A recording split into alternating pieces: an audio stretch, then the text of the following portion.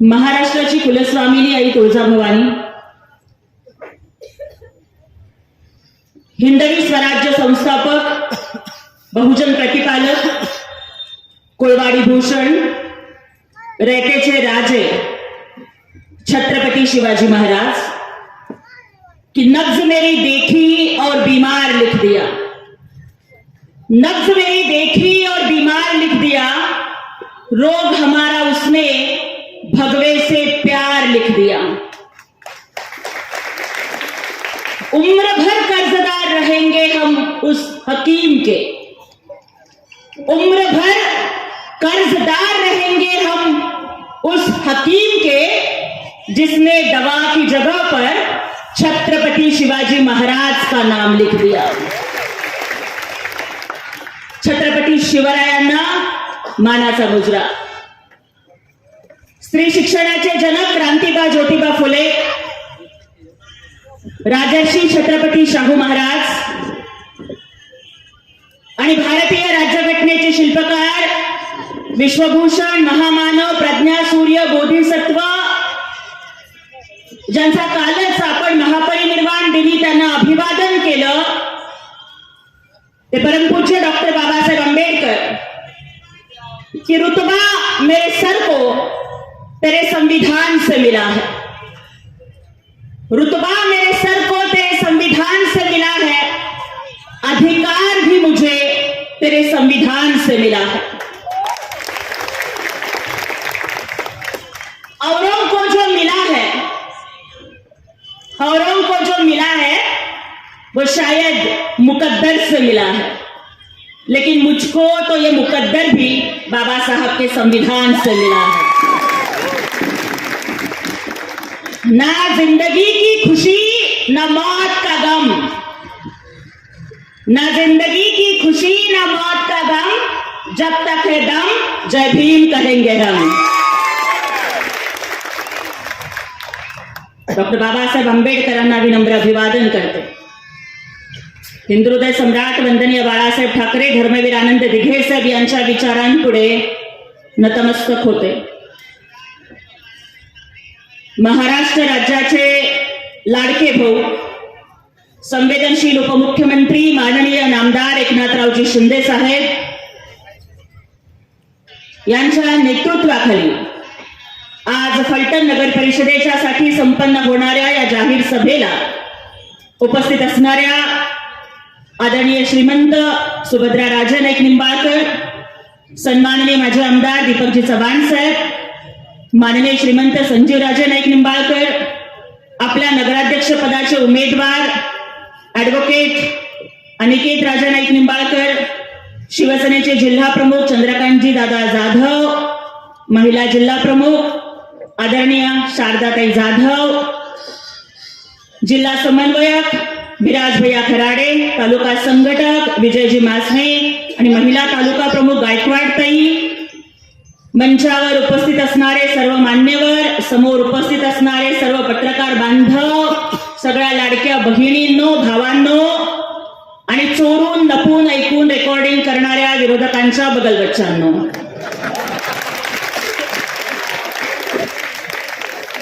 सगळ्यात आधी तर एक सांगते की लपून रेकॉर्डिंग करायची गरज नाही। मला माहिती आहे की सगळ्या गोष्टी लाईव्ह चालू आहेत, कुठेही पोचवा, कुठेही ऐकवा, मी कुणाच्या बापाला घाबरत नाही।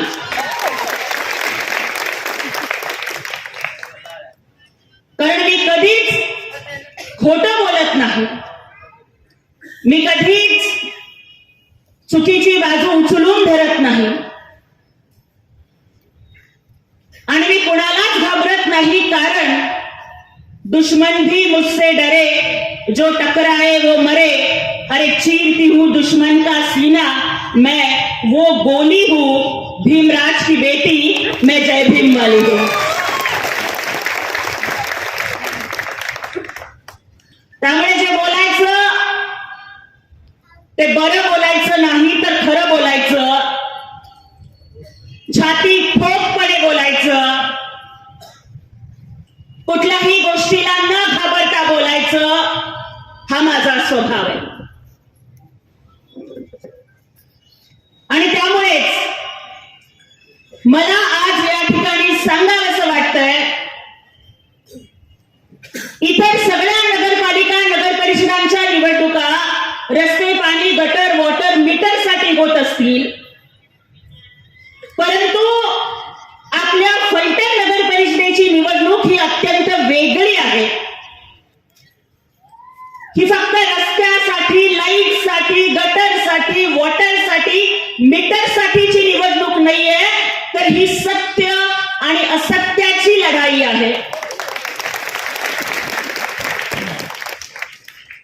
ही एका बाजूला दडपशाही आणि दुसऱ्या बाजूला लोकशाहीची निवडणूक आहे, आणि एका बाजूला सत्ता आणि संपत्ती याचा माज. एका बाजूला सत्ता आणि संपत्ती आणि दुसऱ्या बाजूला फलटणची मालोजी राजांनी रुजवलेली संस्कृती याचा संघर्ष. काहीही बोलण्याच्या आधी या फलटणच्या मातीला नतमस्तक होते. का माहितीये, 40 दिवस औरंगजेबानी हाल हाल करून मारलं तरी सुद्धा न झुकणाऱ्या, न वाकणाऱ्या सिंहाच्या छाव्याचं स्वराज्याचे धाकले धनी शंभूराजांचं आजोळ आहे ना फलटण.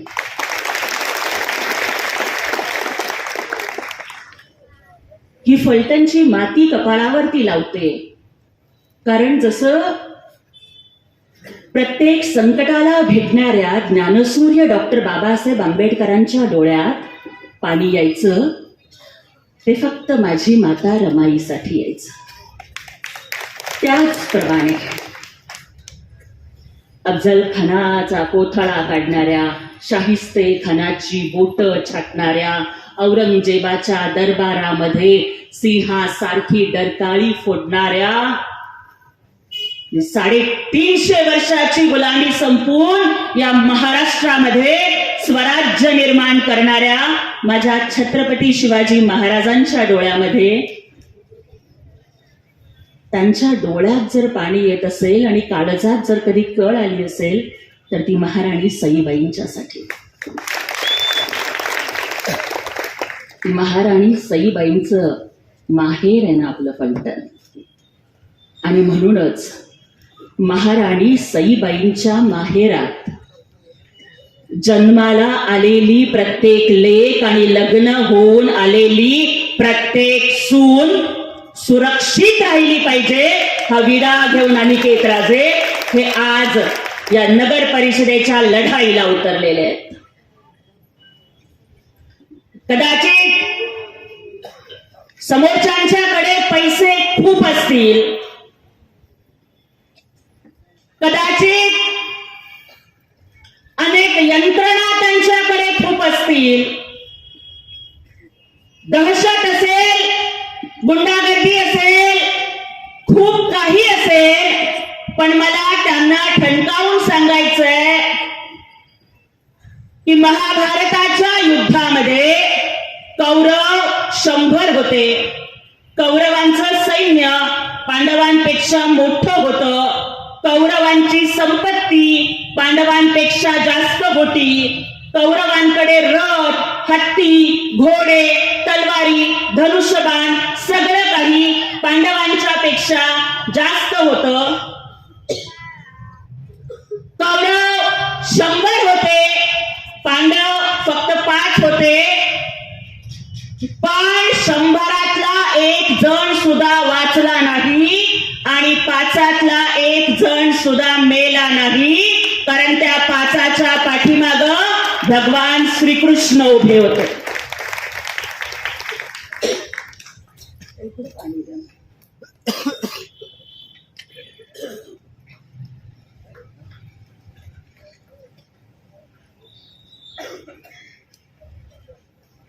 अगदी त्याच पद्धतीनं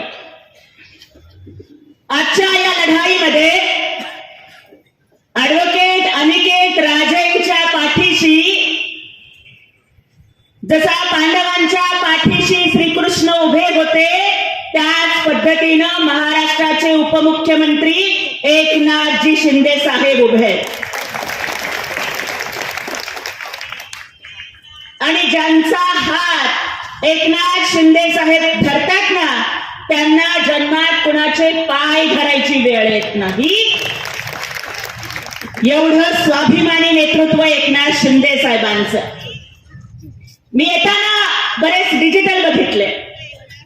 अनेक पक्षांची युती आहे, सगळे एका बाजूला आणि आपण एका बाजूला अशी परिस्थिती आहे.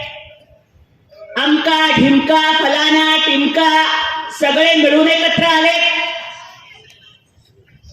आणि आम्ही एका बाजूला आहोत. काही हरकत नाही. तुम्ही कितीही एकत्र आलेला असला तर मला रजनीकांतच्या शिवाजी द बॉस चित्रपटामधला एक डायलॉग या ठिकाणी आठवतो की मुन्ना झुंड में तो सुअर आते हैं, शेर अकेला आता है. आणि एकनाथ शिंदे साहेब नावाच्या ठाण्या वाघाची सभा या फलटण मध्ये झाली आहे. आपण सगळ्यांनी ती ऐकली आहे आणि त्यामुळेच ही दहशत, ही गुंडगिरी, हा सत्ता संपत्तीचा माज हा सगळा संपून छत्रपती शिवरायांचं सुराज्य आणण्यासाठी आपल्याला धनुष्यबाणाला मतदान करायचं आहे आणि आपल्याला अनिकेत राजेंना निवडून आणायचं. एकदा एक गल्ली होती. त्या गल्लीमध्ये लोक जायला घाबरायचे कारण अलीकडे आपण बघतो की भटक्या कुत्र्यांची पैदास खूप वाढलेली आहे. चांगली माणसं कुत्री मागे लागली की नको म्हणतात त्या गल्लीमध्ये जायला. कुत्री चावतील, रेबीजचं इंजेक्शन घ्यावं लागेल म्हणून त्या 50 भटक्या कुत्र्यांच्या दहशतीला घाबरून त्या गल्लीत कुणीच जात नव्हतं. पण एकदा मात्र जंगलचा राजा वाघ त्या गल्लीतून चालला आणि कुत्र्यांना भुंकायचं पण न सुधारता त्यांना पळ काढावा लागला. कारण कुत्र्यांची कितीही फौज असली तरी एकटा वाघ त्यांना भारी पडत असतो.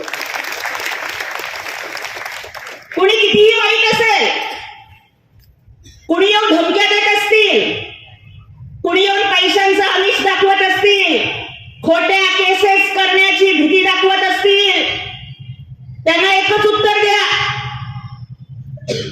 केजीएफ पिक्चर बघितला ना? केजीएफ रॉकी भाई काय म्हणतो?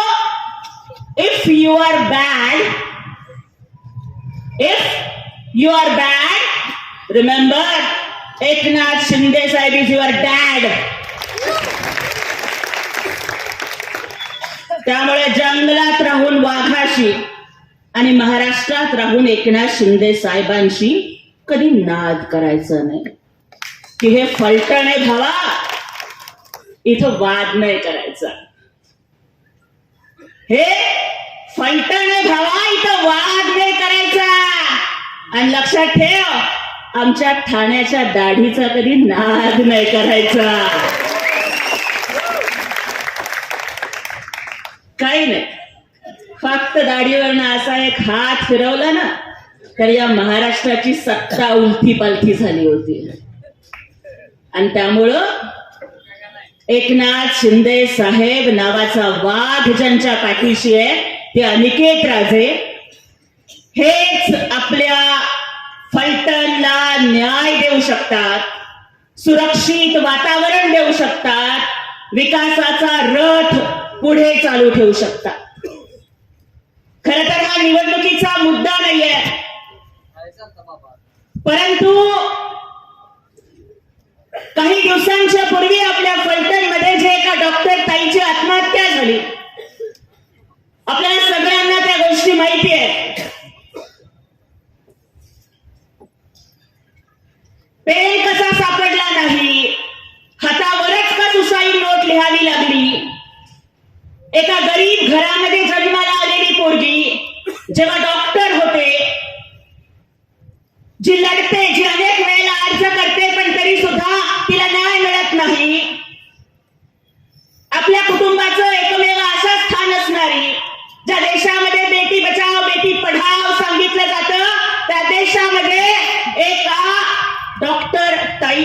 आत्महत्या करावी लागली, त्याचे गुन्हेगार कोण आहेत?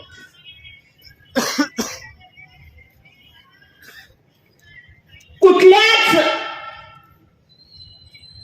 तपासणीला सामोरं न जाता क्लीन चिट का दिली जाते? आज सुद्धा या महाराष्ट्रात, जो महाराष्ट्र शिवछत्रपतींचा महाराष्ट्र आहे, ज्या महाराष्ट्रात एका सर्वसामान्य स्त्रीच्या अब्रूवरती हात घातला म्हणून छत्रपती शिवाजी महाराजांनी रांझ्याच्या पाटलाचे हातपाय तोडले होते, चौरंग केला होता, त्या शिवरायांच्या महाराष्ट्रात आज सुद्धा एका डॉक्टर ताईला आत्महत्या करावी लागते आणि मेल्यानंतर सुद्धा तिला न्याय न देता परत पुन्हा तिच्या चारित्र्याचा अपमान केला जातो, मेल्यानंतर सुद्धा तिला पुन्हा पुन्हा मारलं जातं. ही दहशत तुम्ही संपवणार आहात का नाही, हा प्रश्न विचारायला खास सोलापूरवरून इथे आली. मी बोलले नाही, पण माझे पत्रकार बांधव इथे आहेत, अत्यंत जबाबदारीनं एक गौप्यस्फोट करू इच्छिते. ज्या वेळेला हे प्रकरण घडलं आणि अनेक आरोप प्रत्यारोप पत्रकार परिषदा होत होत्या, अनेक महिला नेत्या बोलत होत्या, त्यावेळेस इथल्या काही लोकांनी हस्ते परहस्ते माझ्यापर्यंत निरोप पोचवले होते. मला आणि दुर्दैव वाटतं, त्यातली निरोप पोचवणारी काही माणसं आमच्याच पक्षाची होती आणि ते मला विचारलं की ताई तुम्ही बोलाल का बाजूनं, काय हवं ते पोचतं करू. आणि खरं सांगतेय, डॉक्टर बाबासाहेब आंबेडकरांच्या संविधानाची शपथ घेऊन सांगतेय. मला सांगितलं गेलं की काय हवं ते देऊ, पण येऊन घेणार का पत्रकार परिषद, बोलाल का आमच्या बाजूनं? अरे पण राशन दिलं की भाषण करायला माझ्या बुद्धीत अंधार पडलेला नाहीये. माझं नाव ज्योती आहे.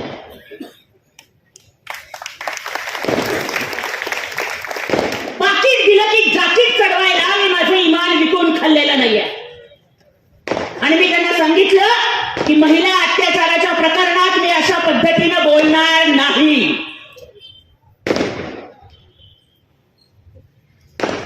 गरीब घरात जन्माला आलेली पोरगी आहे, माझे आई बाप अशिक्षित आहे, झोपडपट्टीची पोरगी आहे, 10x10च्या पत्र्याच्या घरात राहतीये.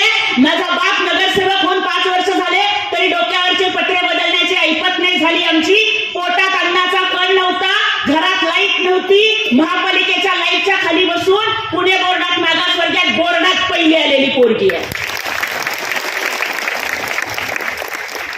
मातृभाषा तेलुगू आहे, शिक्षण मराठीत झालंय, इंग्लिश लिटरेचर मध्ये PhD केली आहे, सेट झालंय, नेट झालंय.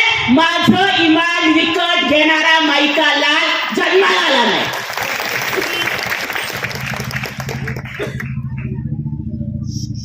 मालेगावची घटना घडली, तिथे गेले होते. त्या आईचं सांत्वन कुठल्या शब्दात करावं कळत नव्हतं. राजकीय भाषण नाही करायचं, ते खड्ड्यात गेलं राजकारण. कुठल्याही राजकीय पक्षाची पदाधिकारी असण्याच्या आधी मी एक बाई आहे आणि मी एक आई आहे.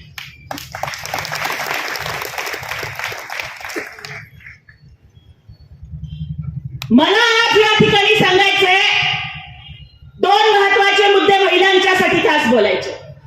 पहिली गोष्ट, बदलापूरमध्ये ज्या वेळेला असा प्रकार घडला, चिमुरड्यांच्यावरती अत्याचार झाला, दिसेल तिथे ठोकण्याचं काम लाडक्या भावाच्या काळात झालं. ते होतं छत्रपती शासन. मालेगावमध्ये गेले, तिथल्या महिला रडत होत्या आणि आम्हाला म्हणत होत्या आरोपीला 5 मिनिटं आमच्या ताब्यात द्या, त्या लहानगीला जसं ठेचून मारलं ना तसं आम्ही त्याला ठेचून मारू. आज मला प्रश्न विचारायचा आहे, चला संपदा ताई, डॉक्टर ताई आमची जी होती, मला माहिती आहे नाव घ्यायचं नाही, अनवधानानं नाव आलं, जी आमची डॉक्टर ताई होती, ती आमची डॉक्टर ताई, तिला तुम्ही 9 महिने पोटात नसेल वाढवलं, तिला तुम्ही जन्म दिला नसेल, मी तिची कदाचित बहीण नसेल, तुम्ही तिची आई नसाल. मला प्रश्नाचं उत्तर द्या, ज्या दिवशी ही घटना घडली महाराष्ट्राच्या डोळ्यात पाणी आलं, तुमच्या डोळ्यात पाणी आलं का नाही आलं? एक आई म्हणून तुमचं काळीज तुटलं का नाही तुटलं? तुमचं आकडं पिळवटून निघालं का नाही निघालं? ज्या कुणाच्या हरामखोराच्या मुळे माझ्या डॉक्टर ताईला आत्महत्या करावी लागली. तो हरामखोर जर सापडला तर त्याचं थोबाड फोडावं असं वाटलं का नाही वाटलं? आणि जर वाटलं, थोबाड फोडायची संधी 20 तारखेला आहे ताई.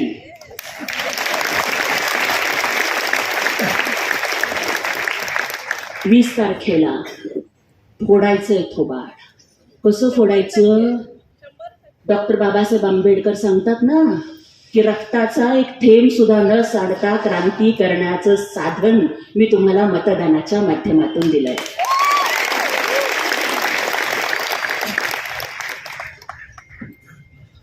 सच्चे का बोलबाला, झूठे का मुंह काला.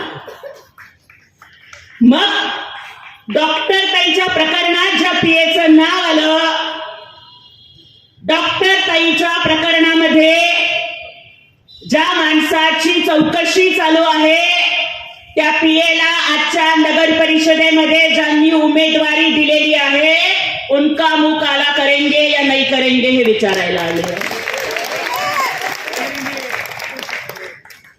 आणि आणखीन राजकारणाच्या पलीकडे जाऊन ताई तुम्हाला एक सांगते. मला एक प्रतिक्रिया, मी जेव्हा फिरत होते, सगळा महाराष्ट्र फिरते, तेव्हा मला प्रतिक्रिया विचारली डॉक्टर ताईच्या प्रकरणाच्या बाबतीत. तेव्हा मी त्यांना समजावून, पत्रकारांना मी एकच बोलले, दादा हे पोहोचवा महाराष्ट्राच्या प्रत्येक ताईपर्यंत, प्रत्येक बाईपर्यंत पोहोचवा.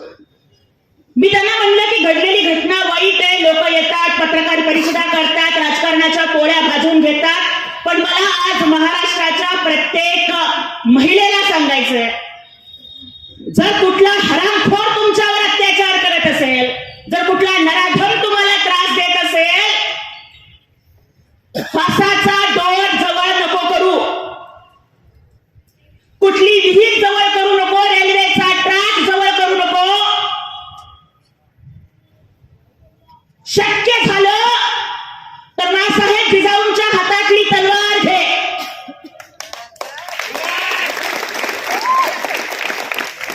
नाहीच मिळालं, कुऱ्हाड घे, कोयता घे, विळी घे, बेलन घे, आणि ते सुद्धा नाही मिळालं, पायातलं पायतान घे आणि त्याचं तोंड फोडून काढ, पण तू जीव देऊ नको, तू जीव देऊ नको. अशा कुठल्याही हरामखोरासाठी तू स्वतःचा जीव द्यावा आणि इतरांनी पत्रकार परिषदा घेऊन त्या मृत्यूच्या चितेच्या आगीवरती स्वतःच्या राजकारणाची पोळी भाजावी, इतका ताई तुझा जीव स्वस्त नाही झाला. लढ पोरी, रडू नकोस, लढायला शिक. पोरी रडू नकोस, लढायला शिक, आणि मरू नको ग, मारायला शिक.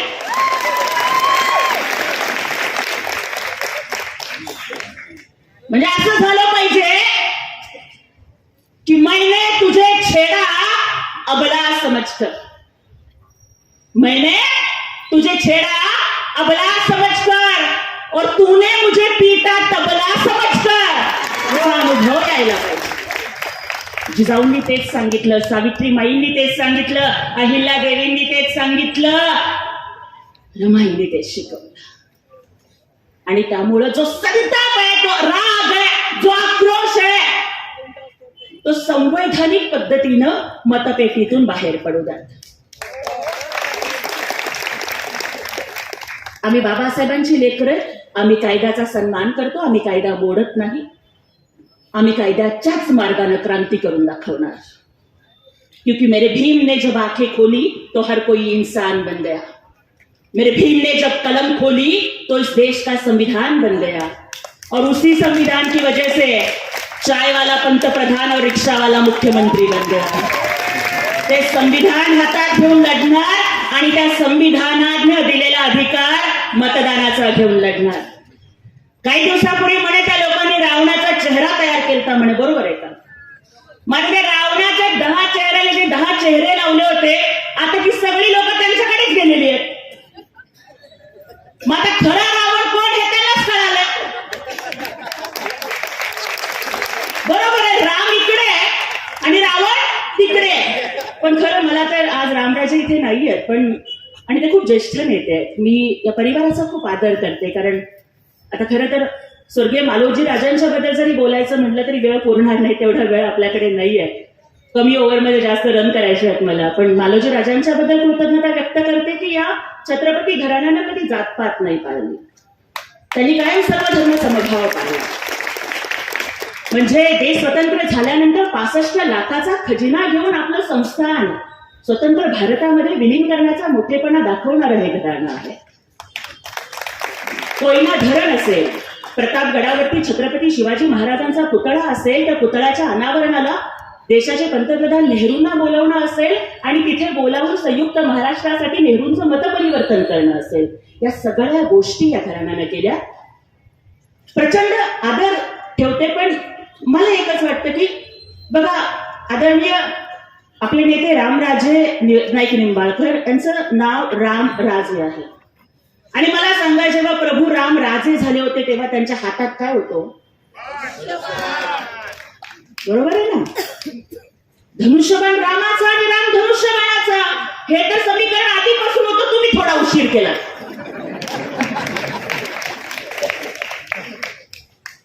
पण आता जोडी बरोबर शोभली आहे की रावणाचा अंत करणारा धनुष्यबाण हा रामाच्याच हातात असतो. आणि हा धनुष्यबाण आपल्या एकनाथ शिंदे साहेबांनी वाचवलाय.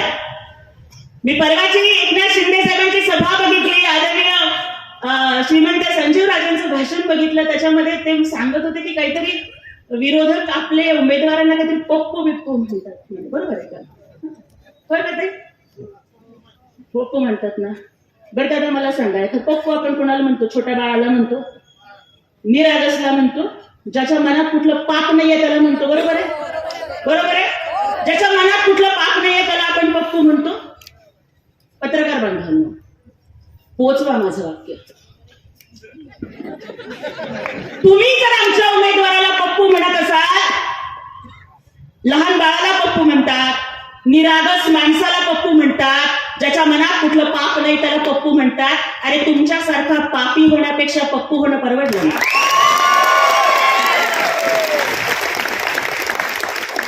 त्याच्या पुढचं सांगते, इथं थांबत नाही, त्याच्या पुढचं सांगते.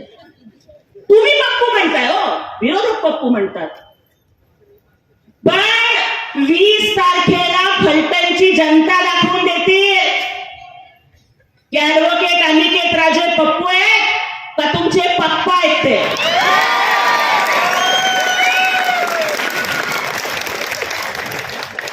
त्यामुळं कुणाच्याही नादाला लागा, आमच्या नादाला लागू नका, लागू नका. त्यामुळं एकच गोष्ट मला या ठिकाणी सांगायची आहे. इथला SRA प्रकल्प जो मला या ठिकाणी सांगितला गेला की अनेकांची घरं झोपडपट्ट्यांमध्ये आहेत, अनेकांची घरं नावावर नाही आहेत, आणि ती हक्काची घरं जर आपल्याला मिळवून द्यायची असतील तर गृहनिर्माण खातं हे माननीय एकनाथजी शिंदे साहेबांच्याकडे आहे. त्यामुळे प्रत्येकाला हक्काचं घर मिळणार हा शब्द एकनाथ शिंदे साहेबांनी दिला. परवाच्या सभेमध्ये आपण बघितलं, हॉस्पिटलचा प्रश्न होता. एकनाथ शिंदे साहेबांनी आरोग्यमंत्र्यांना फोन केला. MIDCचा किंवा उद्योगांचा प्रश्न होता, उद्योग मंत्र्यांना साहेबांनी फोन केला. आहे का कोणामध्ये तरी डेअरिंग? लाखो लोकांच्या पुढे थेट फोन लावून बोलायची. अरे तुमची सगळी ताकद आणि एकनाथ शिंदे साहेबांचा एकच कॉल आणि एकच कॉल आणि प्रॉब्लेम सॉल्व. हे एकनाथ शिंदे साहेबांच्या कामाची स्टाईल आहे. त्यामुळे जे जे शब्द आदरणीय साहेबांनी इथे दिलेले आहेत, मग SRAचा असेल, घरांचा असेल, रस्त्याचा असेल, पाण्याचा असेल, रोजगाराचा असेल, हॉस्पिटलचा असेल, ते सगळे शब्द साहेब पूर्ण करणार. कारण एकनाथ शिंदे साहेब नेहमी म्हणतात की एक बार जो मैंने कमिटमेंट कर दी तो मैं अपने आप की भी नहीं सुनता. आज आम्हाला अभिमान वाटतो की आम्ही आदरणीय एकनाथजी शिंदे साहेबांसारख्या नेत्यासाठी काम करतोय. की जे महाराष्ट्राचे मुख्यमंत्री झाले, याच्या आधी कोणी 2दा मुख्यमंत्री झालं, कोणी 3दा मुख्यमंत्री झालं, कोणी 4दा मुख्यमंत्री झाले. त्यांनी फक्त स्वतःच्या सख्या बहिणीला किंवा चुलत बहिणीला लाडकी बहीण म्हणलं असेल. ताई बायका आहोत आपण. नवऱ्यानं 10,000 हातात ठेवले तरी भावानं दिलेली 100 रुपयाची ओवाळणी गोड लागते आपल्याला. कारण सासरच्या माडीपेक्षा माहेरची साडी आम्हाला गोड लागते. पण आजकाल परिस्थिती अशी आली, दादा वाईट वाटून घेऊ नका, पण राखी बांधल्यावर सख्खा भाऊ सुद्धा 100च्या ऐवजी 500ची नोट टाकताना लाडकी बायको बघत नाही ना हे बघतो.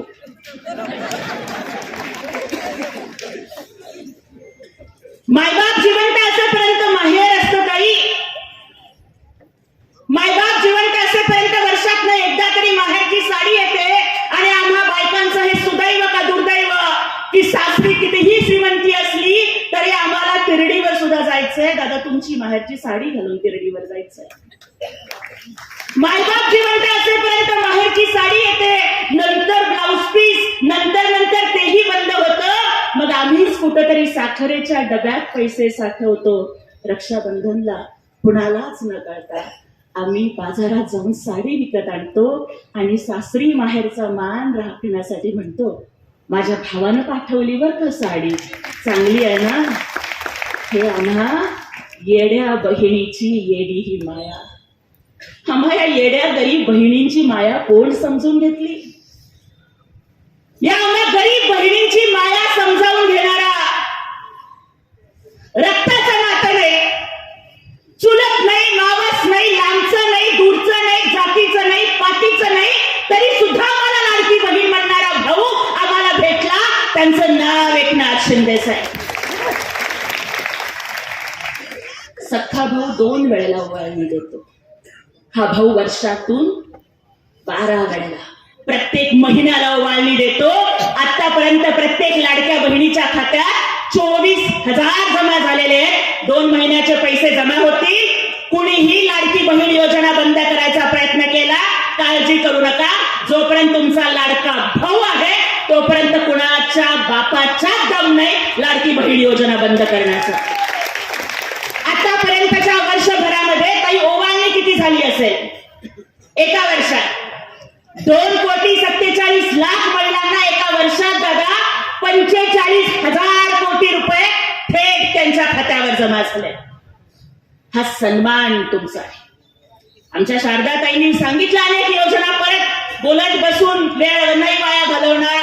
आदरणीय राजेंचंही आपल्याला ऐकायचंय. पण एसटी मध्ये अर्ध तिकीट.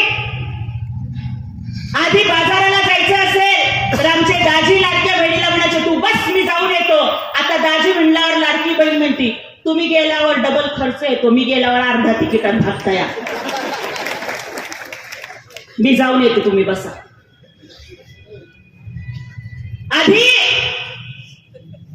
गजरा जरी घ्यायचा असेल, काही जरी घ्यायचं असेल, दाजी पुढे हात पसरावा लागायचा. आता लाडक्या बहिणीचे पैसे आले की दाजीच म्हणतो तुझं लाडक्या बहिणीचे पैसे आलेत ना, जरा दे की पेट्रोलला पैसे. कितीतरी बहिणींची खाती नव्हती बँकेमध्ये, त्यांची खाती जमा झाली, त्यांची खाती उघडण्यात आली, ओटीपी काय कळायला लागलं. आणि खरं सांगतो पहिल्या वेळेस पोरगी पसंत आहे हा निरोप आल्यावर जेवढा आनंद झाला नाही ना त्याच्यापेक्षा जास्त आनंद लाडक्या बहिणीचे पैसे जमा झाले मेसेज आल्यावर. काय माहितीये का दादा, लोकांना वाटेल की 1,500 रुपये तर आहे, 1,500 रुपये तर आहे. पण तुम्हाला माहितीये आमच्या बायकांची परिस्थिती काय असते? आम्ही माहेरी जन्माला येतो ना, माहेरी म्हणतात की तू परक्या घरात जाणार आहेस, तू परकी आहेस. सासरी गेलो की सासरी म्हणतात तू परक्या घरातनं आलेली आहेस, तू परकी आहेस. आमचं कुठं काय आहे कि लोग कहते हैं कि औरत का कोई घर नहीं होता, मैं कहती हूं कि औरत के बिना कोई घर नहीं होता. माहेरी म्हणतात माहेर परक आहे, सासरी म्हणतात सासर परक आहे.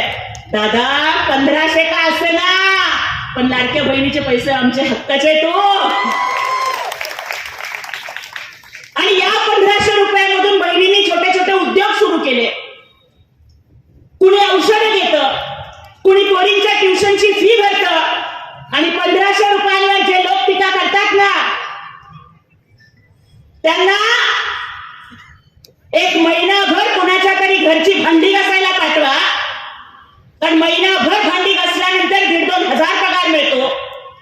त्यांना दिवसभर कोणाच्या तरी शेतामध्ये काम करायला पाठवा, कारण दिवसभर काम केल्यावर 200-300 पगार मिळतो. अरे ज्यांच्या बायकोची साडी 1.5 लाखाची, ज्यांची गाडी 1.5 कोटीची आणि ज्यांची माडी 150 कोटीची, त्या लोकांना 1,500वर बोलायचा अधिकार नाही. आणि ते आमच्या माहेरचे, ते आमच्या भावाचे, ते 1,500 आम्हाला तुमच्या 1,500 कोटीपेक्षा प्रिय आहे, कारण ते असे नाही दिले, ते आम्हाला लाडकी बहीण म्हणून दिलेले. एसटी मध्ये अर्ध तिकीट केलं, एका मुलीने आत्महत्या केली, तर या सावित्रीबाई फुलेंच्या महाराष्ट्रामध्ये मुलींचं शिक्षण मोफत करण्याचा निर्णय एकनाथ शिंदे साहेबांनी घेतला. पोराला शिकवतो, 4 वेळा नापास झाला तरी शिकवतो. पोरीच्या शिक्षणाला पैसे घालवायची वेळ आली. आजही मायबाप म्हणतात शिक्षणाला देण्यापेक्षा कुठंतरी लग्नासाठी पैसे ठेव. किंवा माझ्या डॉक्टर ताईसाठी सारखं प्रकरण झाल्यावर तर अजून भीती वाटते. परंतु एका मुलीची शिक्षणाच्या फीला पैसे नाहीत म्हणून आत्महत्या होते आणि महाराष्ट्राच्या मुख्यमंत्री पदावर असणारे एकनाथ शिंदे साहेब अन्न गोड लागत नाही, पाणी गोड लागत नाही, ढसाढसा रडतायत आणि रात्रीच्या 2 वाजता GR काढायला लावतात की आज जर या फुले शाहू आंबेडकरांच्या महाराष्ट्रात शिक्षणाच्या फीला पैसे नाहीत म्हणून जर एखादी लाडकी बहीण आत्महत्या करते, तर ताई इथून पुढे तुझ्या पोरीला डॉक्टर कर, इंजिनियर कर, पायलट कर, वकील कर, कलेक्टर कर, कमिशनर कर, 1 रुपयाची फी भरावी लागणार नाही दादा, कारण तुमच्या लेकींची फी त्या लेकींचे लाडके मामा एकनाथ शिंदे साहेब भरणार आहेत. शेतकऱ्यांसाठी अनेक योजना केल्या. मोदी साहेबांच्या 6,000 बरोबर एकनाथ शिंदे साहेबांनी राज्य शासनाचे 6,000 दिले. कृषी पंपाचं 20 मोफत केलं. लाडका भाऊ योजना आली. 10वी असेल 8,000, डिप्लोमा असेल 10,000, डिग्री असेल 12,000 पगार. 6 महिने सरकार पगार देणार आणि नोकरीची गॅरंटी देणारं पहिलं सरकार ठरलं एकनाथ शिंदे साहेबांच्या नेतृत्वाखालचं सरकार. मागासवर्गीयांच्यासाठी अनेक योजना आणल्या. परवा तर डॉक्टर बाबासाहेब आंबेडकरांच्या पीपल्स एज्युकेशन सोसायटीला 500 कोटी रुपयांचा निधी दिला. बाबासाहेबांची कॉलेजेस वाचले पाहिजेत म्हणून. आणि त्याहीपेक्षा महत्वाचं ताई, एक बाई म्हणून जे महत्वाचं वाटतं, जे शारदा ताईंनी सांगितलं, जे प्रत्येक भाषणात मी सांगते, ते पुन्हा इथे रिपीट करते, फलटणच्या भूमीवर रिपीट करते. सगळ्यात महत्वाचा कायदा माझ्या दृष्टीनं काय वाटतो, बायकांचं जगणं, बायकांच्या जगण्याची व्यथा आहे काय कि मांग मेरी लेकिन सिंदूर तुम्हारे नाम का, मांग मेरी लेकिन सिंदूर तुम्हारे नाम का, माथा मेरा लेकिन कुमकुम तुम्हारे नाम का, गला मेरा लेकिन मंगलसूत्र तुम्हारे नाम का, हाथ मेरे लेकिन कंगन तुम्हारे नाम के, पाँव मेरे लेकिन पायल तुम्हारे नाम की, पाँव की उंगलियां मेरी लेकिन बिछुए तुम्हारे नाम के, इतना ही क्या, कोख मेरी, खून मेरा, दूध मेरा, लेकिन फिर भी बच्चा बाप के नाम का. इतना तो बता दो कि इस पूरी जिंदगी में क्या है हमारे नाम का. दादा, ज्या आईनं तुम्हाला जवळ घेतलं असेल, ज्या आईनं तुम्हाला अमृतासारखं दूध पाजलं असेल, ज्या आईनं तुमचं दुखणं फुकणं काढलं असेल, त्या आईचं नाव तुम्हाला सरकारी कागदावर लावता येत नव्हतं. ताई, ह्या जगामधली सगळ्यात मोठी डिग्री PhD नाहीये, IAS नाहीये, IPS नाहीये, ह्या जगामधली सगळ्यात मोठी डिग्री आई आहे. कारण ती डिग्री मिळवण्यासाठी जीव पणाला लावावा लागतो. ती डिग्री मिळवण्यासाठी 9 महिने 9 दिवस लेकराचं गोड ओझं सहन करावं लागतं. ती डिग्री मिळवण्यासाठी मरणाच्या पेक्षा सुद्धा भयानक अशा यातना सोसाव्या लागतात. पण त्या आईचं नाव कुठल्याच कागदावर लागत नव्हतं. आणि आम्हा यांना वाटायचं की ठीक आहे, आम्ही गेल्यानंतर कमीत कमी सही करताना किंवा सरकारी कागदावर फॉर्म भरताना तरी माझं पोरग किंवा पोरगी माझं नाव लिहिताना तरी माझी आठवण काढेल, तेवढंही आमच्या नशिबात नव्हतं. जिजाऊ होत्या म्हणून शिवाजी महाराज घडले. सावित्रीबाईंनी ज्योतिबांना साथ दिली. माता रमाई बाबासाहेबांच्या पाठीशी खंबीरपणे उभ्या राहिल्या. पण या महाराष्ट्रात मातृत्वाचा सन्मान होत नव्हता. संपूर्ण भारतात महाराष्ट्र हे एकमेव राज्य ठरलं ज्याने मातृत्वाचा सन्मान करण्यासाठी एकनाथ शिंदे साहेबांनी कायदा केला की प्रत्येक व्यक्तीला प्रत्येक सरकारी कागदावर बाप्पाच्या नावाच्या आधी आईचं नाव लावावं लागणार आहे, हा कायदा केला. सुरुवात स्वतःपासून केली आणि लिहिलं, मुख्यमंत्र्यांच्या केबिनवर लिहिलं, एकनाथ गंगूबाई संभाजीराव शिंदे. हा सन्मान जिजाऊच्या मातृत्वाचा होता.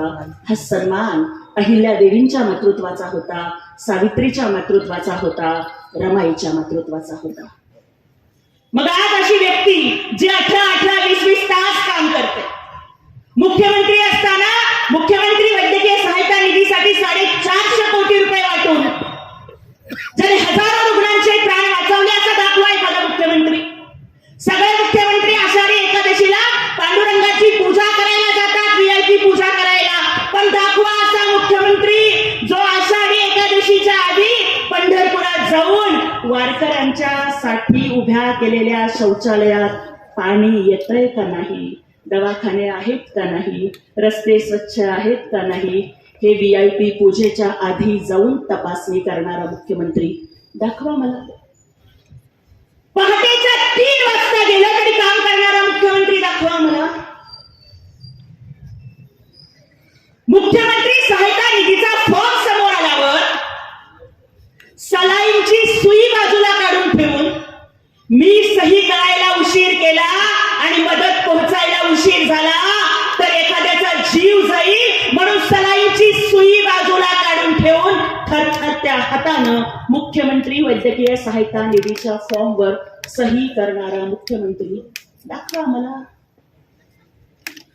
समोर कार्यकर्त्यांनी जर निवेदन दिलं आणि टेबल नसला तर त्या कार्यकर्त्याच्याच पाठीचा टेबल करून त्याच्या पाठीवर कागद ठेवून सही करणारा मुख्यमंत्री दाखवा मला. मी मुख्यमंत्री असलो तरी कार्यकर्ता आहे. मी CM म्हणजे कॉमन मॅन आहे आणि आता DCM म्हणजे डेडिकेटेड टू कॉमन मॅन आहे असं म्हणत कुठलाही प्रोटोकॉल न ठेवता आलेल्या प्रत्येकाला भेटणारा उपमुख्यमंत्री तरी दाखवा मला. लक्षात ठेवा, फूल तो बहुत देखे हैं, कोई गुलाब नहीं देखा. फूल तो कई देखे हैं, कोई गुलाब नहीं देखा. आसमान में तारे सितारे बहुत देखे, दूसरा चांद नहीं देखा. इस राजनीति में हमने धनवान तो कई देखे, पहलवान भी कई देखे, बलवान भी कई देखे, लेकिन एकनाथ जी शिंदे साहब जैसा दयावान नहीं देखा. गोर गरिबांच्या साठी मनात दया बुद्धी असणारा, करुणा असणारा हा नेता आहे. म्हणून आपल्याला त्यांच्या सोबत उभं राहायचं. दादा, जातीच्या धर्माच्या नावावरून राजकारण करणारे अनेक सापडतील, पण एका बाजूला हिंदुत्वाचा अभिमान ठेवून दुसऱ्या बाजूला बुरख्यामधली 25 वर्षाची फरीन सादिक मकुबाई कोल्हापूरच्या सभेत 2 महिन्याचं लेकरू घेऊन येते आणि म्हणते की शिंदे साहब ये मेरी बेटी है. गरीब थे, लगा था बेटी मर जाएगी, पैसे नहीं थे इलाज के लिए, अपने 3 लाख दिए, इस मुसलमान बहन की बच्ची बचाई. आपकी दुआ से बेटी बची, मैंने बेटी का नाम दुआ रखा है असं बुरख्यातली मुस्लिम बहीण म्हणते. हे भाग्य कोणाला लाभलं? त्या माणसाच्या सोबत दादा आपल्याला उभं राहायचं. त्यामुळे खूप न बोलता एवढीच विनंती करते की आपल्या फलटणची संस्कृती वाचवण्यासाठी, दडपशाहीला मातीत गाडून लोकशाही टिकवण्यासाठी येणाऱ्या 20 तारखेला धनुष्य बाणाच्या चिन्हासमोरचं आणि इतर चिन्ह आपले छत्री आणि हात ही जी नगरसेवक पदाची चिन्ह आहे, टीव्ही पण आहे, त्यालाही आपण आमच्या पूर्ण पॅनलला निवडून द्यावं आणि नगराध्यक्ष पदासाठी अनिकेत राजेंना आपण सोबत उभं राहावं. आणि आणखीन एक सांगते जाता जाता, मला माहिती आहे आता मी जे काही सगळं बोलले, उद्यापासून कदाचित त्यांच्याकडे प्रचंड यंत्रणा आहे, IT सेल आहे, अमुक आहे, तमुक आहे, मला ट्रोलिंग चालू करतील, उद्या कदाचित काय काय काय काय खोटं नाटक फिरवतील. मी कुणाला भीक घालत नाही, सांगून ठेवते. जाता जाता एवढंच सांगते की ज्योति नाम का मतलब फ्लॉवर नहीं होता, फायर होता है, फायर. त्यामुळे तुमच्या ट्रोलिंगला, तुमच्या टीकेला, तुमच्या खोट्या नाट्या कुठल्याच गोष्टीला घाबरत नाही. जर गरीबाची लेख आहे म्हणून तुमचा IT सेल माझ्या मागे लावायचा असेल तर लावा, पण आज तुमच्याच गावात चौकात उभं राहून सांगते की तुम्ही कितीही कारस्थान करा, हम झुकेगा नाही साला. आणि आज जर आपल्याला वाटत असेल की जसं मी ताठ मानेनं बोलते झुकेगा नाही, कारण मला माहितीये की माझ्या पाठीशी माझे लाडके भाऊ एकनाथ शिंदे साहेब उभे आहेत. आणि आज अनिकेत दादा फलटण मधल्या प्रत्येक लाडक्या बहिणीच्या पाठीशी तुम्ही उभं राहणार आहात की उद्या या फलटणची लाडकी बहीण जसं आधी पहाटे मॉर्निंग वॉकला बाहेर पडायची, रात्री 11 वाजता सुद्धा बाहेर पडायची, आज भीतीमुळे दहशतीमुळे महिला बाहेर पडत नाहीयेत, अंधार पडला म्हणून लवकर घरी जात आहेत. ज्या दिवशी अनिकेत राजे नगराध्यक्ष होतील ना, त्या दिवशी गुलाल उधळायला या चौकात जमू, नाहीतर मालोजी राजांच्या पुतळ्याजवळ जमू आणि सगळ्या लाडक्या बहिणी मिळून सांगू झुकेगा नाही साला. त्यामुळे तो इतिहास आपण घडवा ही विनंती आपल्याला करते.